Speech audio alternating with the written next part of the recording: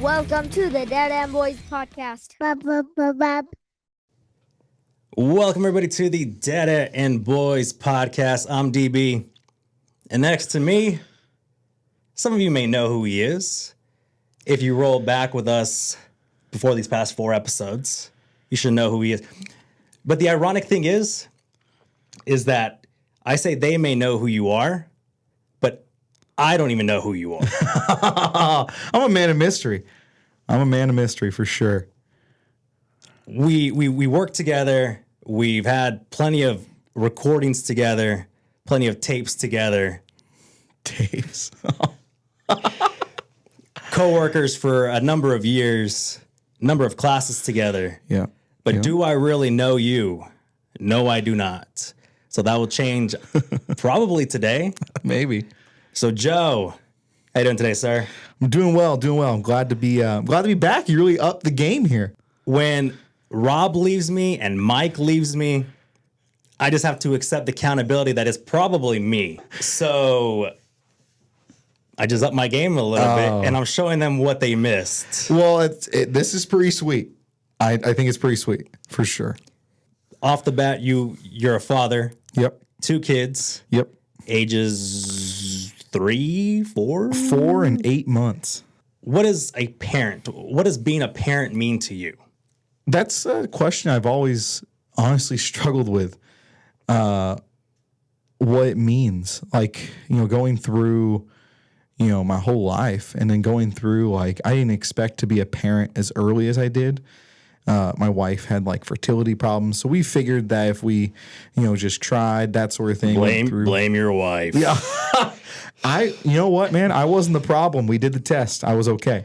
And now it's definitely weird, right? I had my first kid at 24, gonna be 25. Well, 24, right? So I am by far the youngest person that takes their, my son to daycare. I'm by far the youngest person that shows up and does things with my kids. And it's very weird being in the situation that I'm in. And what it really means to be a father is something that I really haven't, I guess, reflected on. It's been more of a, I don't know, a deeper dive into myself and how I, fully think about my own life and my own upbringing, because I really don't consider myself really having a father or really even a father figure of sorts. I mean, I have people that I look up to, but in terms of what a dad is supposed to be, that's absent. I don't know what that is. So I'm playing, I feel with a half full deck. So how you and your wife are, how you guys view parenthood, is that because of what you saw from your parents? I would assume that's how my wife, I don't want to speak for my wife, but my wife is, she's always wanted to be a mother, but looking back on where I was, having a kid wasn't something I thought about, it's something now I can't live without, but it's something I hadn't even thought about until it happened. And I remember I read a quote saying that a mother's in love with her child, the day she finds out she's pregnant. Right, where a father is in love with his child the day it's born. And I feel that's a pretty, at least for me, a pretty accurate statement. I didn't get to go through 9 months of growing a child. I went through 9 months of being oh, thank God I don't have to do that, It doesn't really hit you until you have a kid calling you dad, at least for me, where I'm oh, maybe I should trim up what I've been doing. Maybe I should read a self-help book or something. So how were you raised? God, a broken household. I grew up with 3 older brothers that had a different mom than I did. This is what's actually really interesting, and this is my belief of the brokenness from at least my dad's family down has caused a lot of issues and a lot of pain. My dad was very abusive, and it wasn't until I started doing. I got really in during COVID into what's that family tree. Ancestry? Yeah, Ancestry.com. I got really into it, really, really into it. And I found a lot of things, my great-grandfather was from Italian immigrants. He came over from Italy and essentially hooked up with this 17-year-old chick, and I think he was 20, and parents did not like that. girl was cut off with the baby. So my great-grandfather never met my grandpa, right? My grandpa struggled completely with not having any sort of dad in the home, having a family that just hated him, or a separate family that just hated him instead of my great-grandmother. So he kind of relayed or redid the same things that his dad did. He got with my grandmother very young, had a couple children, was never home, always was with other girls, that sort of thing. And it was detrimental to my dad, who had issues and still has issues. So if you look at my dad, he always has struggled with not really knowing. I mean, he knew his dad. His dad was present, but not in the best of light. His dad just did whatever his dad did. Would bring home hookers on like the regular, that sort of thing, like just crazy stuff. Anyway, so my dad always kind of struggled with it. Dropped out of high school to join a trade school for tile. My dad gets his tile license, lies about his age, gets his license, no big deal. Starts a pretty successful tile company, gets with a lady named Pam. And Pam and him had kids very young. And he had my three brothers, right? So my dad had three sons with Pam. Pam lived on the same street, or Pam's grandma lived on the same street, as my mother. So that's how my mom kind of knew the family. So when the kids would go over to grandma's house, they would play with all the kids in this typical like suburban Leave It to Beaver neighborhood, right? Very typical suburban 70s neighborhood. And my dad always worked. Well, Pam ended up dying when my brothers were extremely young. And of the three brothers, Adam, the youngest, he must have been, 9 months old. Has no recollection of his mother, right? Only knows my mom as his mother. So they were leaving a Halloween party. They had a little couple beverages.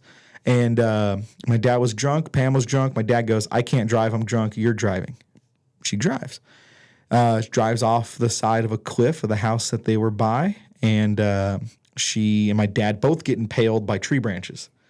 My dad still has a scar to this day on his shoulder, right, where a tree went through.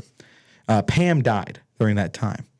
And my dad has a lot of, I mean, they're undiagnosed, but he's very bipolar, right? He has a lot of problems with anger and kind of management of his anger, and probably due to his bipolarness.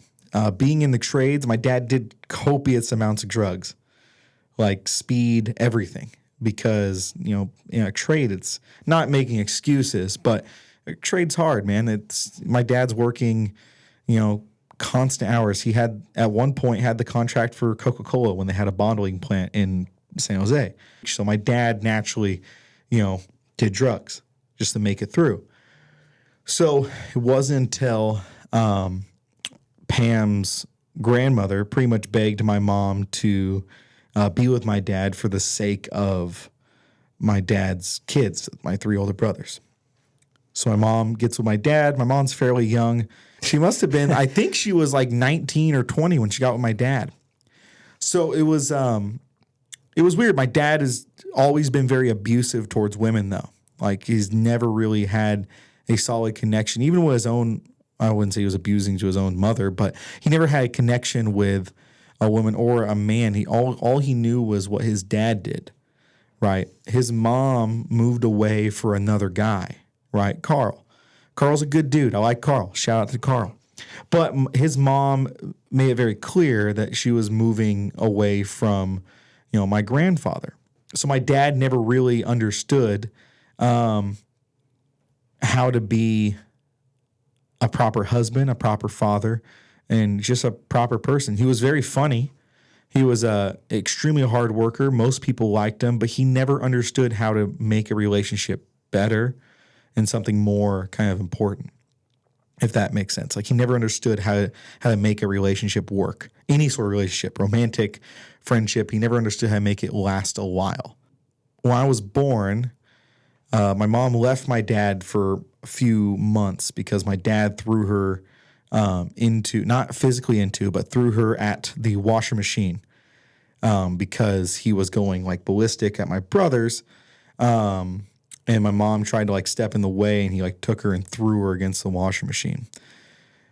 Well, all this happened. My mom felt that I needed a father in my life, so she went back. And God only knows what happened if she didn't go back. I have no idea. But my dad was, and my dad was crazy. My earliest recollection, my earliest memories were just like him usually beating my brothers. Like that's what it was. I never really seen him hit my mom. I'm sure he did.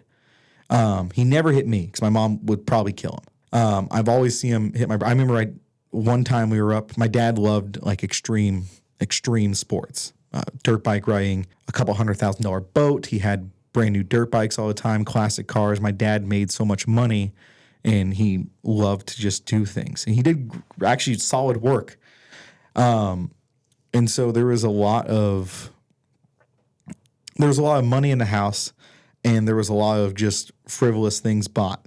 One time we were riding dirt bikes, and I was riding my quad back to his truck. We were at Clear Creek, which is like the greatest place for dirt bike riding. Not anymore because they kind of banned it. But I was trying to ride back to the truck, and my brother Damien, his dirt bike broke down. Damien's like, "Hey, just let me hop on, and we'll ride to the truck together because my bike's down. I need Dad to help me get the bike." I'm like, "All right." And so I'm like maybe 5 years old at the time, riding my dirt bike through the little camp to my dad's truck, and we get stopped by a park ranger. Park ranger gives us a ticket because you can't have two people on a quad or a motorcycle, right?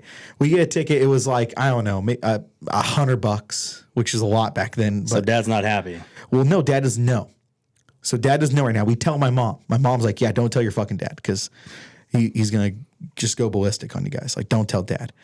So I remember it's that night. We're kind of there. My mom's going to handle it. It's no big deal. Everything's fine. And his friend, Dan, we were sitting at the dinner table, and Dan goes, "Hey, how much was that ticket?" Yeah, just to be a jerk, like Dan knows how my dad is. Well, my dad goes, "What ticket?" And he goes, "Oh yeah, Damien got a ticket riding with Joseph." My dad, I remember, so I would, in between my mom's and Dad's bed, there's a little space in between the window and the wall, or the wall and the bed. And I would hide in that space whenever my dad was going crazy. And I remember looking back like across the room and just seeing like plates, like full-on plates, as hard as he could, just throwing it across the kitchen from the dining room to the kitchen where my brother was. And it was crazy. All the plates in the house were broken the next morning. And I would just hide until everything got quiet and my mom came and grabbed me. And I think it was at that moment, like, where my mom was like, "Yeah, maybe we should leave." So It's a good moment. yeah, I mean, I guess. That was normal though. Like, it took that moment to be like, "Wow, this is not good. This is not normal." So, And at that point, she left for good? I was 6, almost. Well, we didn't leave till I was 6, so it was a year later, right? But this would happen monthly, like this big. It would always, every day, be something, but this big would be monthly. My brothers would act out because they wanted the love from my dad, and my dad would straight up tell them that he loved me more, right? And because my dad did have my dad did love me in a weird way. And I don't know if it's because my dad was older and understood maybe what it's like having kids more than my brothers. I don't know if he loved my mom more than he loved Pam. And I don't really know much about how my dad thought. Did that cause resentment between you and your siblings?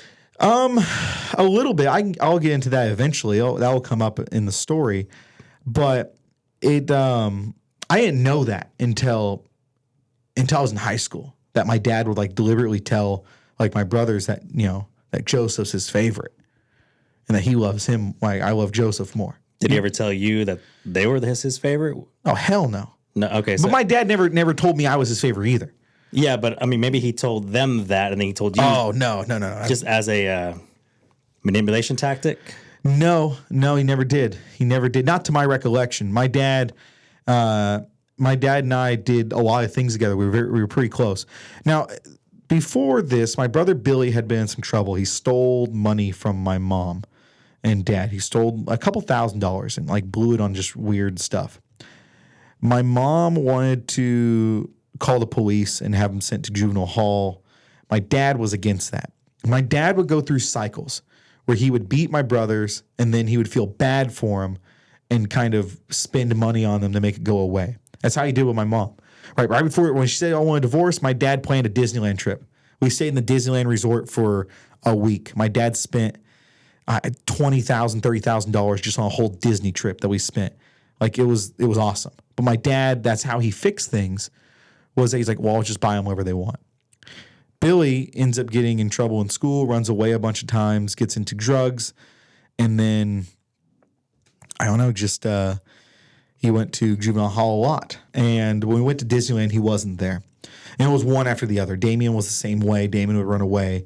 Adam would run away. They would do things, almost act out for my dad's attention. They always wanted my dad's love, right? Which makes sense. Like when you look and you kind of, I guess, look at like studies and stuff and how like parent, it makes sense. Even negative attention is still attention. Correct. And so they would do things. They would act out. So my mom ended up leaving. I'm kind of hazy on the whole situation. I knew we ended up staying with my grandparents. My grandparents, immigrants, started their own concrete business, very successful. They actually owned the house I grew up in, and then my dad kind of pressured them to sell it to him. So they did. And my dad starts, changing their whole house, which they were fine with because they sold it technically. So it was my grandparents loved my dad, like still loved my dad, because at the end of the day, I don't think they really saw, well, they didn't really, okay, I want to preference this because some people may be like, well, how can your grandparents love them if they're beating, their daughter, right? My grandparents loved the work ethic my dad had. My dad, if there was one thing he was good at, it was working. He was a very hard worker. He definitely knew how to do a lot of random things and a lot of things well. People paid a lot of money just for his work. My grandparents loved that and always hoped that my dad would get some help and figure out his life. So your mom's parents never knew the extent of your dad's actions behind closed doors, because I'm assuming your dad wouldn't be abusive around people. No. You gotta understand, like, my dad did their tile in their house. Like, it was something that was like, they knew once they were going through the divorce proceedings, but it was a weird sort of deal. It was like, I don't know. I would probably hate the man if my daughter gets married to a person like my dad and that happened. I would probably kill him. Like, there'd be no physical way I would ever let that happen. Right. Well, unless he does your tile. The tile was nice, though. I mean, my wife still, every time she goes to my grandparents' house, she goes, this is the nicest tile in the world. It's been there for 30 years. There's not even a scuff on it, because my dad would take epoxy and put it over the tile. Anyways, pro tip. And a little bit of sand to make sure you don't slip. So they always hoped that my dad would turn his life around, right? They definitely supported my mom in the leaving. They definitely supported everything of that. They were repulsed by his actions, but at the end of the day, I still believe that they hoped that he would change. So when your mom finally left your dad, what was your relationship like with your dad afterwards? Did he still see you often? My mom, the only thing she wanted out of the divorce was full custody of me. Did she take the other kids too? No, she did not. To this day, that still affects her. But there was no way she was really going to be. But they're not biologically hers, right? Correct. There was no real physical, like, the amount of court fighting that would take was not something my mom wanted to go through. And that's the hardest part. I can't even imagine leaving some kids that you literally married a guy just to save them, and you were their protector from their own father, having to leave them behind. But at that time, the damage was already done. They were all in juvenile hall and stuff. It was going to take, it was going to take decades of counseling. They still haven't gotten that. It's going to take so much counseling to get my brothers back to normal, and to work through. I mean, hell, it's going to probably take me a bunch too, and I haven't even started. So, we're starting now. Oh shit! So how you get back? I don't know. So my mother she had to leave. She knew what she had to do, and she had to make that choice, and that was, I would assume, a very hard choice. But my mom wasn't perfect either. Like she never had a 20s where she got to go out and have fun and like party. So she did after she divorced my dad. My mom had maybe 6 or 7 boyfriends after that I've met. She would go out to the bar all the time, which I don't want to talk shit about my mom because I love my mom. Would not be here without anything my mom does. But she went through something as well with that. She went through all this stuff where she had to find out and figure out more about herself. So my grandparents, my mom's parents, raised me. Like I was at their house constantly. Pick me up from school, drop me off at school. I was doing everything constantly. My mom would still be around. I would still see her every day. But at night, she'd be like, oh, you're going to your grandma's house. Like, I'm going to go out to a bar called the Saddle Rack. I'm going to go out to the Saddle Rack. Like, it was fine. Right? But that also, like, had effect on me, too, because, at the end of the day, I'm being raised by people who, my grandparents are amazing. They're amazing. My grandpa's, like, probably the closest thing I had to a male role model at the time. But they weren't my parents. My dad, in the divorce proceedings, she got the rental property and full custody of me. My dad wanted half custody. So they actually... Shit, I don't want a full-time. So they actually, it was so bad they put me on supervised visits. So I remember for a couple visits, I would have to go, and there would be this lady from the county there, and she would essentially watch my dad. So my mom, I wanted to still see my dad because at the time my dad really never did anything to me. He was scary for sure, but you just know not to piss your dad off. And you learn that very quick. So I still liked my dad because I liked the attention he gave me because we would go and he would spend thousands and thousands of dollars on one weekend visit. So every other weekend I saw my dad, right? And that's how we did it kind of unofficially from the county. And progressively as I got older, the abuse became more and more evident, right? One weekend, he nicknamed me bitch. That's all he would call me is bitch. Did that hinder your want to have a relationship with him? Did you ever say like, no, nah, not this weekend, Mom. I'm not going to go. That's the craziest shit about abuse is that you get blinded by it. One day, we were unloading the groceries, and I took some Diet Cokes. My dad had a huge fridge. He had I would call it a world-class kitchen. He bought the top appliances for everything. He had an incredible kitchen he remodeled. Big refrigerator. I put an entire thing of Coke, like one of those little 12 packs that had the little thing where you rip off and you can just pull the Cokes out. I put one right in the fridge. My dad's rule is you only put 4 Cokes in the fridge at a time to save space. So he flipped out when he saw that I put a whole thing of Cokes in. So I remember he grabbed the Coke and he took a Coke and he threw it at me as hard as he could. Hit me in the back of the leg. And he would take another one, 8 fucking Cokes until we got down to 4. He would sit there and you'd just be crying like having a panic attack essentially. My dad would leave, go out and smoke a cigar, and then come back and be like, all right, let's go to Nickel City. And then it's Nickel Arcade. And so we go over to Nickel City and he'd spend, $4,000 or $5,000, tell you how much he loves you, get you all this food and stuff. And then you go home, have fun, have ice cream and all this other stuff. And then you're going home to mom and you've kind of just are conditioned to forget that shit happened. So anyways. So did you ever go home with marks that No, dude, no, never actually. Not that I know of, but nothing visible, right? My dad was good, but he wasn't super accurate. He maybe hit me like 4 times. In the course of a long time, right? So my dad would just lose his shit. I got so scared of the lawnmower shutting off, I would tape the safety, like the little thing on the handle. I would tape it so it wouldn't shut off. That way I didn't have to worry about it. And I couldn't lift the bag of grass clippings. And so I was sure as hell wasn't going to ask my fucking dad. So what I would do is I would push over the green bin, and I like would crawl in the green bin. I'm 10 years old. I'd scoop the grass out into the green bin and then lift the green bin back up. And then there was one time I couldn't lift it back up. So I laid it there, and my dad asked what happened. I said, a cat knocked it over, and he believed it. But yeah, it was crazy. But anything you wanted, my dad would buy it. Like anything. So where did the bitch thing come from? Where he nicknamed you bitch? I have no idea. No idea. You just decided it was even fun. At what age was this? Oh, 11, probably. I was probably 11. Yeah. Oh, the most abuse happened 10 to 11, right? 12 to 13 was a different time.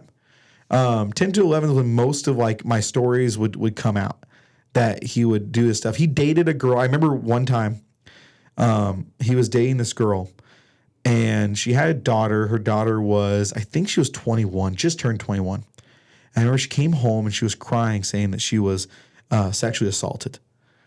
And my dad wouldn't stand for that. He told me, he goes, where? And she gave him the address. He's like, get in the truck, Joseph. I get in the truck. He drives over. We go to this like trashy like hotel bar. It's like a hotel with a bar on the side. He gets out. He goes, I'll be back in 5. And I, like a movie, a guy flies out of the bar. My dad's over top punching him in the face. Like Jazz from the Fresh Prince of Bel-Air? I swear to God, dude. And you're just like sitting there like, what the hell? It's almost like The Rock in like Walking Tall or something, you know? Just like that. So my dad like gets back in. He goes, he like cracks his knuckles, always cracked his knuckles, hawked a loogie. Haktua. Yeah, so like that girl always laughs because my dad hawked like loogies all the time. So I can't even think of that girl without thinking of my dad. So my dad would like just hawk a loogie, spit it outside. He goes, still breakfast at Jack in the Box. You want to get some breakfast? It's like, what the hell just happened? Like I watched my dad literally, I don't even know if that guy's alive. My dad picked him up and just boom onto the ground. And my dad just walked back to the truck. He would like do this thing where he'd drive with his knees and kind of like pick at his nails. And he'd be like, yeah, you want some Jack in the Box? So when did the tide turn? Oh, my brother died. So my brother Damien, my middle brother died. Remember, so my mom got remarried to a guy, was kind of settling down again. And I was in 8th grade. And one day, my mom was on the way home from work. And I was with my stepdad. He had just picked me up. And I remember he answered the phone and he said, oh, my God. And he looked at me. He goes, I'll be right back.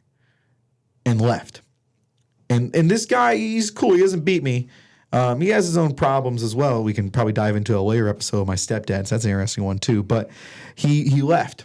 And I was like, what the fuck just happened? And so I had just saw my brother Damien before. He just got out of jail.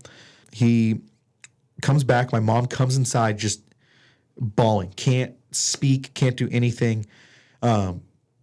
And she grabs me like on her knees. It grabs my shoulders and it was like, your brother Damien died. And I didn't know how I still don't really know how to process that. And I remember like, oh, okay. Well, that sucks. But you gotta understand, like I never grew up with my brothers. It was also hard to really like figure it out because when I started gaining like actual core memories, like 5, 6 years old, they weren't there. And then we left, right? They weren't present in my life. They were at juvenile hall or at jail or ran away, right?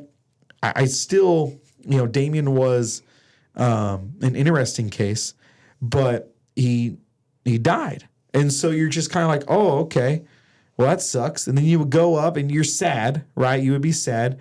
We went up to my grandma's house where all my family was because everyone's in shock at this point. Damien had issues. He would, his eyes were jacked up. He would look at the sun and burn his cornea. So he would bleed from his eyes. He had a lot of eye issues. So he used to wear these really thick glasses and just be kind of messed up. My dad called him retarded all the time. Damien was, I don't really think he had a learning disability at all, but I think he was just so stunted with, like he couldn't see for a majority of his, foundational years. Can't imagine how that impacts or affects you because he couldn't see anything. Damien also couldn't really do much in school. He struggled with reading and writing, and so my dad just read him and was, he's just retarded. That's what he called him. So he said, he's just retarded. Damien's just retarded. That's what he would say. What was the cause of death? So he overdosed on a mixture of opiates and alcohol, which back then that was wild because you didn't really have an opiate crisis that you did now, but they just said opiates and alcohol. He had no idea what an opiate was. You're just like, it's a drug and alcohol. Intentional? Well, that's a good one. I don't know. If you ask my family, they say no. At the time, my brother was waiting for my youngest of the three brothers, Adam, to come out of jail. Billy was in prison. He robbed a bank. And so Billy was in prison. So there was no real saving Billy. Billy's always been the problem child. Anyways, so my brother was hanging out with these two dudes in a trailer park. I don't know what happened, but my brother is gay, or I guess was, and my dad would not stand for that. No way in hell. The one that passed away? Yeah. Something happened where my brother was going to go to my dad and try to stay with my dad, but he was afraid because he was gay. The guy was going to call my father and tell him. Damien freaked out. He was drunk. And from what we understand was the guy gave him a pill to calm him down. And he was found on like a fence, holding onto the fence dead. Definitely calmed down. Yeah, no shit, he calmed down. Man, you told me it was going to be serious. I didn't know I was going to be able to make jokes. That's how I cope with trauma, is I make jokes. He calmed down for sure. That's terrible. That's a good one, though. I like that one. I'm going to add that one. So, moving on from that, I mean, I've only seen my dad cry maybe 3 times. Once when his dad died. Another time he picked me up and he was on drugs. I didn't know. But I remember he was speeding down the road. Like, he had this Ford Excursion. He was going 150 down the freeway. And he was just crying. He goes, when your mom's done with her thing and, I'm done with Ruth, his girlfriend, we're going to get back together and we're going to be a family again. And you're just like, what the fuck is happening? And he's just bawling on the road. We get to his house. He would shut the door. He would go into his room, shut the door, and you didn't see him for hours until he came out. Like, you want to go to Dave & Buster's? Then my brother's funeral was the last real time I saw him like really cry. And did that cause a shift in his behavior? Fuck no, made him worse. Because I'd asked you, when did the tide turn? Because, at a certain age, you said this is where he was really bad, and then it kind of not became so bad. Well, that's because I stopped seeing him. So, okay. I think my dad, that happened, and my dad was a mess. My dad didn't really know what to do, didn't know how to cope, stopped working. My uncle was the only one that really kept going. He had 2 crews that worked. My uncle ended up getting a brain tumor, non-cancerous, but had to have surgery on his brain and get his tumor taken out. Well, my dad didn't know how to deal with that. So when they cut open his head, they took out the tumor and they had to touch parts of his brain. So when your brain gets touched, from what I understand, is that pieces of it kind of die, and it takes a long time for it to build back. So he was blind. He couldn't talk because the tumor was in the back and it was pushing the front cortex of the brain, and it kind of messed up everything. But when they touched the back, he lost some of his vision. He lost the ability to walk. So my dad, pissed that he has to now take care of a baby, his big brother, but now a baby in his mind. My dad would like beat him because he thought he was faking it. My dad hires a prostitute to sleep with him because he thinks that's what he needs. Like that's the medicine he needs. I swear to God. Yeah, he's just gonna snap out of it. Yeah, I wasn't there for that. Like a lot of the crazy shit, I wasn't there for. I remember one time Gary, my uncle Gary he peed the bed, and my dad I was there for that one. He beat the fuck out of him. Damn, so your uncle's really committed to the act. Yeah, dude. He's down with it. You know what I'm saying? Since my Uncle Gary has regained a lot of his sight, his talk, his cognitive abilities, he's almost like normal. He's a little stunted on like the way he talks is completely different than how he talks, but a lot of his memories and stuff are there now. And it's pretty horrific to hear him talk about a lot of the stuff that happened. He doesn't quite understand a lot of it, but he can tell you like a lot. He has memory of. Yeah, it's crazy. It's crazy how like impressive the brain is.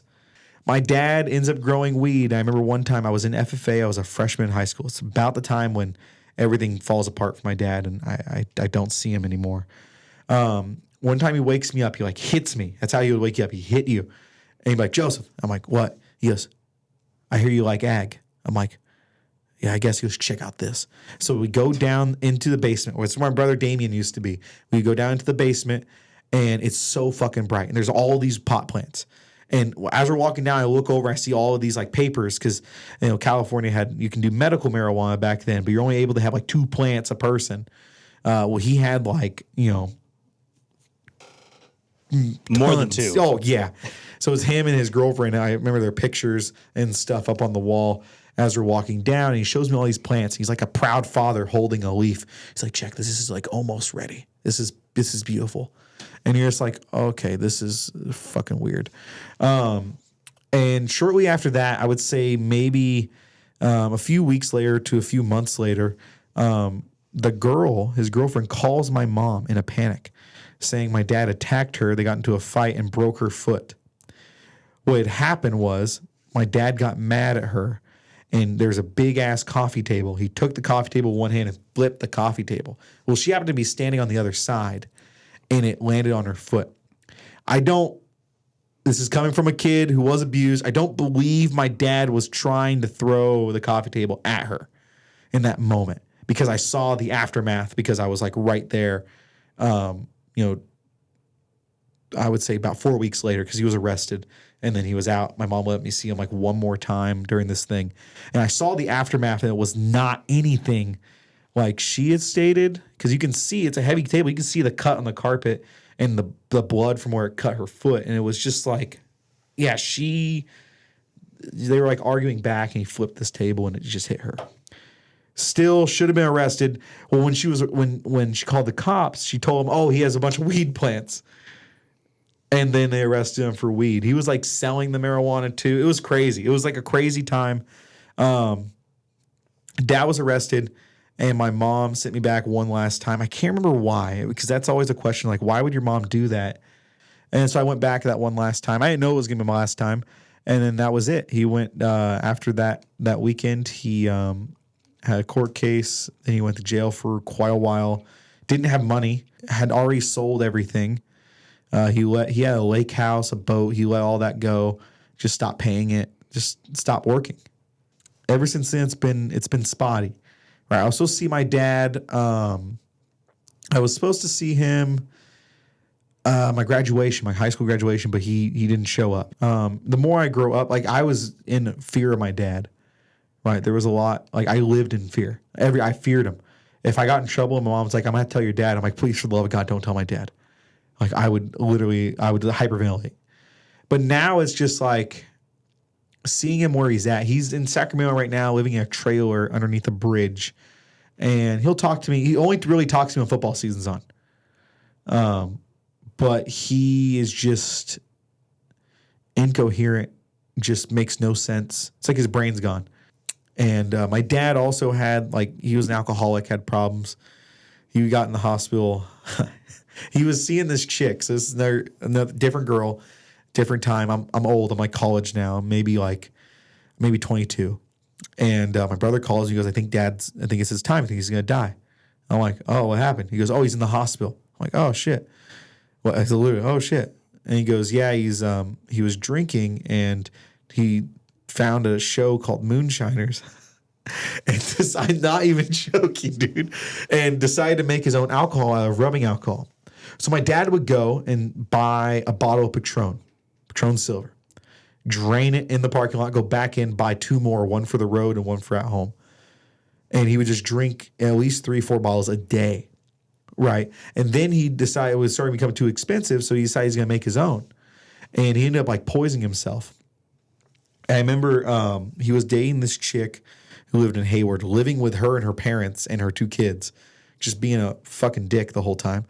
And so he goes back to Sacramento, and I'm like, oh my God. So my mom's like, do you want to go up there and see him? I said, yeah. She goes, okay, I'll go too. So it's me and my mom. My mom's like, well, I'm going to pick up his mom, my grandmother, so my dad's mom, and we're going to go up there. So we drive up to see this dumbass.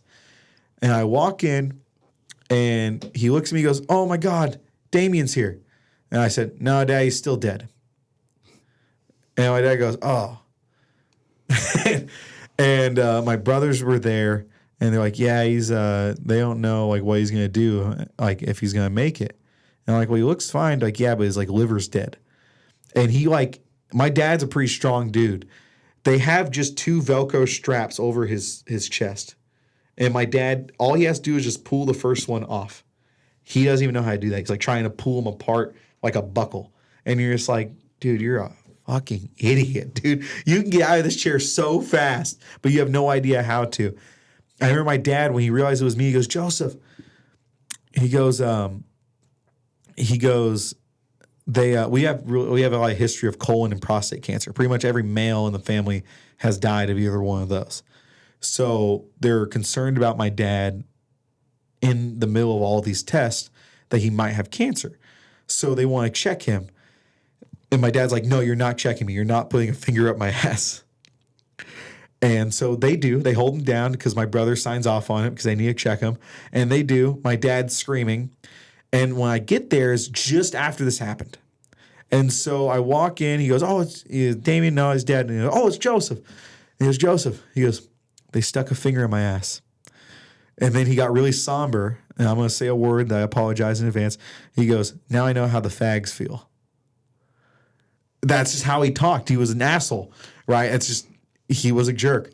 And so, and you're sitting there like, oh my God, Dad, can you shut the hell up? So having always seen your dad as this very strong, tough, like you said, you're afraid of him, scary dude, to then see him in such a vulnerable state where he's practically a shell of what he once was.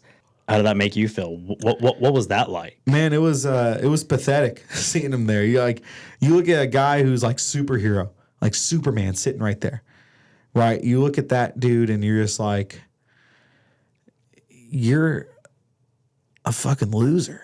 You know what I'm saying? Like, if I can say it in the nicest way possible, but you're just like, Jesus Christ, like you were like my hero. Even though you beat me, you were still like in my child brain. I always thought there was someone good in there.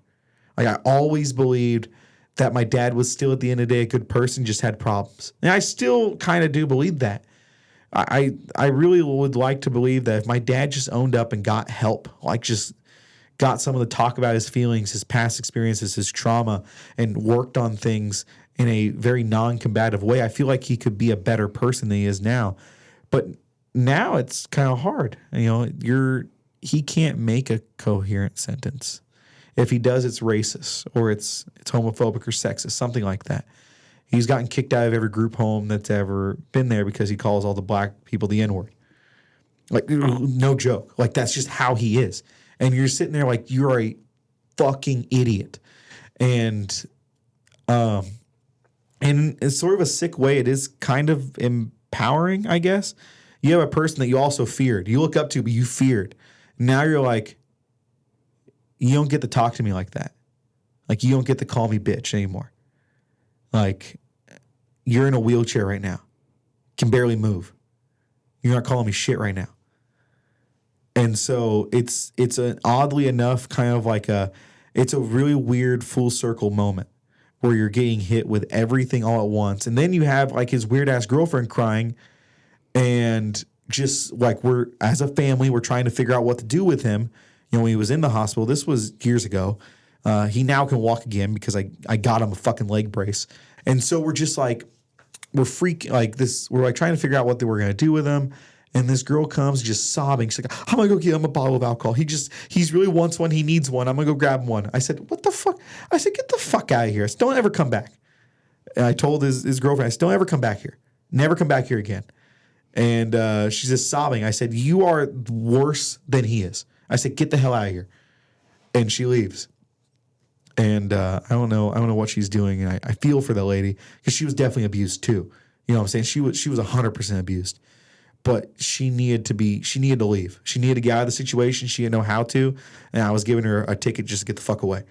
When it comes to your life now, the life you live now, how do you see your past experiences come to light now?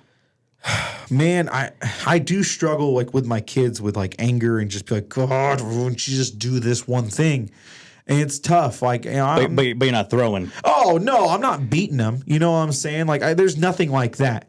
You can definitely see the frustration, but you definitely like, and I go through waves as well, like kind of like my dad did, where I'll be like really mad, crown my kid, and then I'll feel bad and be like, "You want ice cream afterwards?" Like you don't want to see him sad. I don't want to see my kid sad.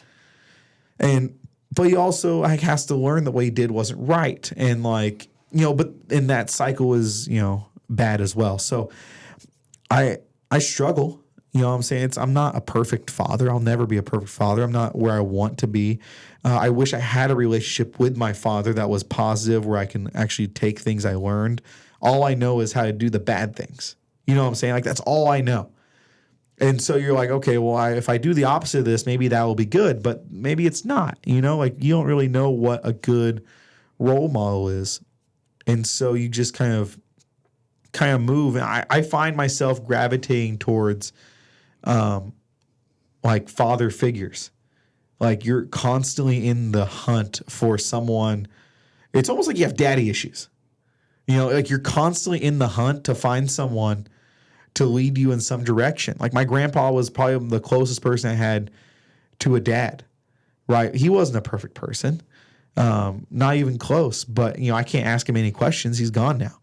So he never even met my kid. I'm lucky enough he was maybe even at the time remembered my wedding because he had dementia, right? So you can't ask anyone anything. Like there's no one there that is a solid, role model. Been in my life, understands my story anymore. And so you're just kind of sitting there trying to pick up the pieces. So what are you doing to break that cycle? What are you doing to build a better foundation for your kids? Man, I don't know. I don't hit my kids. It's a start. I mean, I maybe I've slapped their hand, right? Because when they're a baby, they have to understand that what they did is like gonna really hurt them. So I'd rather be like, nope, and just do a quick little swat and be done with it. I mean, I don't know if that's bad or good, but that could be. I would say no. Yeah, I would say no because to me it's a little counterintuitive. Like that's gonna hurt you, so I'm gonna hurt you because to show you that's gonna hurt you. To me, that's a little counterproductive. Yeah, but then again, you also have to understand I didn't have any sort of I learned trial and error. Like my kid's gonna be fucked up. Like I hope not that much, but like at the end of the day, what it comes down to is like how we discipline our kids now is timeout. Like when we do that, it works really well. We find things he really enjoys. He's 4? Yeah, he's 4. Going through different styles of discipline is, I feel normal. Like I don't know if there's a one way that works for everyone and how you find which one works. I'm not saying you go and just beat your kid because that one works, right? But you figure out which one's effective, which one's not. I'm not saying you go and try beating your kid, but I am saying that maybe a timeout isn't the thing. Maybe you need to do something else.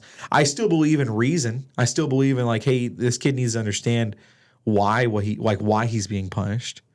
Just like in court, they're gonna tell you why you got these charges brought up against you. I think that's a fair assumption for a kid to understand and try to understand. For me, I always want my kid to tell me why he messed up and just see what in his mind what he understands about the situation. But that's always been something kind of rough to handle because you don't have any sort of role models. No one gives you a manual when you have a kid and be like, here you go, this works 100%. No one does that. Like, so you only have what was been given to you. And I don't want to say I abuse my kids. I don't. But like, if all you know is abuse, how do you take the right steps? And there's going to be like people on the internet being like, well, you just don't do it. You just don't beat. Oh yeah, obviously, Diane, I know we're not going to do it, but I'm not going to beat my kid. I have never once like caused my kid pain, like in terms of like beating or anything. Like even the slapping the hand thing is not really there to be painful. It's there to be scary, which is fucked up. I understand. I don't do that. I don't want to beat him. I just want to scare him. I don't want people to think that I'm some monster, but like sometimes, you only know what you know. Yeah. You know what I'm saying? At the time, you only know what you know, and then you realize like, oh, maybe I shouldn't have done that. Like maybe I'm gonna try this now. And that's what me and my wife do. Like, you know what? Maybe this is how we should approach it. And it's really we try to be a team effort as much as possible. Like, hey, Easton's really struggling with this. How should we approach that? Well, you got really mad at Easton and you yelled at him. Maybe instead of yelling at him, we should do this instead, or try to do this and like try to be more patient with him. If we want him to be patient, you got to be patient too. And it's something I struggle with 100%. Every day, discipline's always going to be the hardest. Every day. And I think the hardest part about parenting, in my opinion, is just making sure they don't fuck up and then how you correct the behavior when they do. You can only do your best to parent your best and pray for the best. Amen. Yeah, 100%. We just got to lay down the foundation for them to know right and wrong. Yeah. And to know, you know what? Even if I were to get drunk when I'm 18, I can trust my dad, and I know my dad will be there to pick me up and not beat the shit out of me. Yeah. Like my son's 7, but even I at this young age, I still tell him. Yeah. Even if you mess up, I'm not giving you permission to go do something stupid. But when you're older and you do something you're not supposed to do, you can always come to me and tell me. Yes. If you're 16, 17 in high school and you're not supposed to drink and I don't want you to go drink. Correct. I'm not giving you permission to go drink. But if you are drunk or if you are whatever and your friend is drunk, don't get in that car with him. Yeah, I mean, Call me. Yep. Call me and I will go pick you up. Yeah. No questions asked. And he just like, obviously 7-year-old being right. drunk. He's like, what are you talking about? What the fuck? What's drunk? But it's just that know that I will always be here for you and know that it doesn't matter what you do to fuck up. I will always love you. You will always be my little boy. And just know that you can depend on me. You can count on me for anything. Yeah. And I think if you raise him to believe that, you've done your best. Yeah, I think that's what it is, right? I mean, once they're at an age where they're gonna fly off, you just hope that you didn't fuck them up that bad. Are you taking any active steps to reverse the trauma, to make sure that you don't raise your son in the toxicity that you have been immersed in your whole life? What I really need to do, and what I've been trying to do, I really need therapy probably just to work through all of it. But I think just acknowledging that it's there is the biggest, like acknowledging that my experience existed is therapeutic, in my own opinion. Like that helps because you grew up being hush-hush about it. You grew up being like, this is just our problem that our family's dealing with. But then you're like just sitting there and be like, this is not okay. Like it's okay to talk about, what happened. It's okay to talk about the past. And I think that really helps kind of cycle through your experience and how you deal with it. I definitely cope with just making jokes about everything. Like, the joke about my brother's death. I think that was hilarious. That was a killer. That was a good joke. You see, we know each other, folks. I'm not just a heartless asshole. I know him. That's how I cope though. And so when you like text me like, oh, we're gonna be more serious, I'm like, fuck, dude, I don't know how I'm gonna do that. Like I cope with. See, but it's my job as a host to make you feel comfortable, and I know that you like to joke about death. So I have my jokes right here for you. No way. No, I don't. Before your dad was fried, gone, did you ever try to talk to him and be like, bro, you fucked me up? No, because my dad, I think, always was kind of fried. I mean, I could talk to him and be like, yeah, you screwed me. He doesn't get it. He never will. It's useless. You're like talking to like a wall. It's like, who are you again? Yeah, it's like, and I'm like, I'm like, dude, you just fucked up. He came to my college graduation, my bachelor. I got my bachelor's degree. He came down, and it was whatever. He tried, like, during my wedding, he tried to, like, grope my wife during, like, the money dance. He tried to, like, grab her and, like, do weird shit. And it was like, you had to almost warn her, like, hey, my dad's gonna be here. He's kind of weird. My dad was trying to fight people in the parking lot for money at my wedding. And the crazy part, my dad wasn't like in a wheelchair or anything at the time. He was like still a pretty strong dude. He probably would have won. Like at the end of the day, he probably would have just made it. But like that's just the shit you deal with when you're dealing with my dad. You know, you're trying to figure out him and his life. He really took a turn for the worse when so he got out of the hospital, recovered pretty completely. He ended up getting his knee beaten up by Billy and then recovered off of that. That was in between the hospital recovery to the knee thing. In between that was like my wedding and stuff. The knee thing would have been probably in the middle, in between when the first year of my marriage was when like Billy was trying to kill him. And then I told my dad, Billy went to jail and Billy got out of jail again. Dad was away. And Dad's like, oh, I think I'm going to go hang out with Billy. I said, why the fuck would you go hang out with Billy? He tried killing you, Dad. Like, why would you hang out with him? He wants to kill you. He does not like you.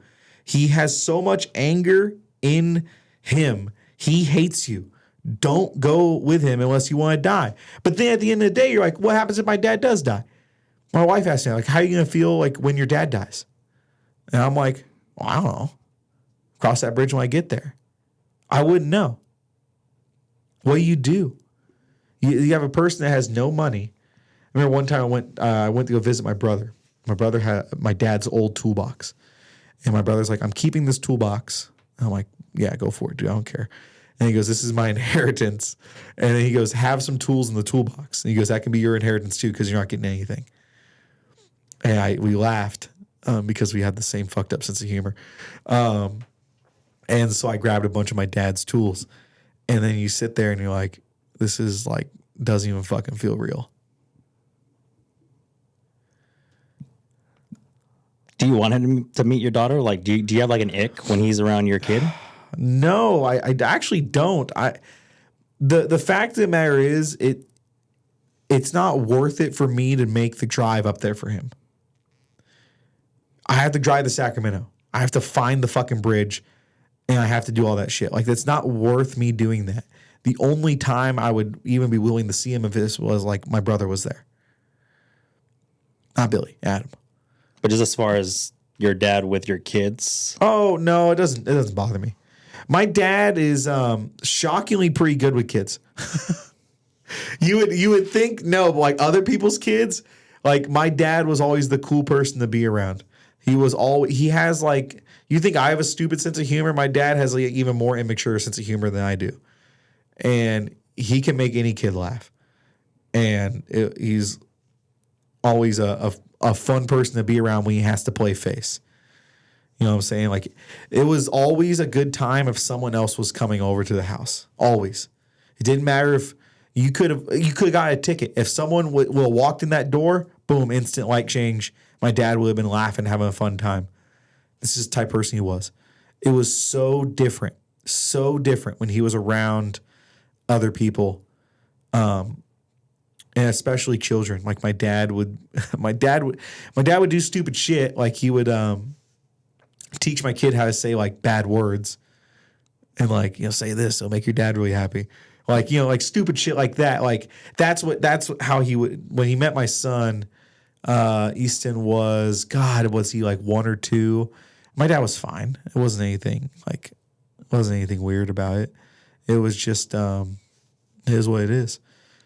But no, I don't like fear anything like that. I don't like, there's nothing of that sort. Like at the end of the day, the fear that my dad has towards me is completely gone. Like he's a sack of potatoes in a chair at this point. So it's he's nothing. The only thing that, you know, I don't want is I don't want to go over there and have to unpack shit again. You know what I'm saying? Like, I don't want to have to hear him talk shit about my mother or like my family, that sort of thing, and how much they fucked him, which they didn't. He fucked them. He's the one that screwed himself with that whole situation. Losing all the stuff, he screwed himself, and it doesn't take a genius to figure out that was his problem. So no, I don't really get an ick. I don't get like feels like my brother Billy, maybe. Billy needs way more help than my dad does. My Billy's more fucked up in a sense. And I think he has way more trauma than my dad does with everything.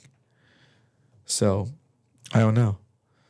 Any closing thoughts? Any there's your therapy, is your safe space. Oh, this is your safe space. Man, I just want to preference I love my kids to death, and I don't want anyone to get a negative impression because of what I went through.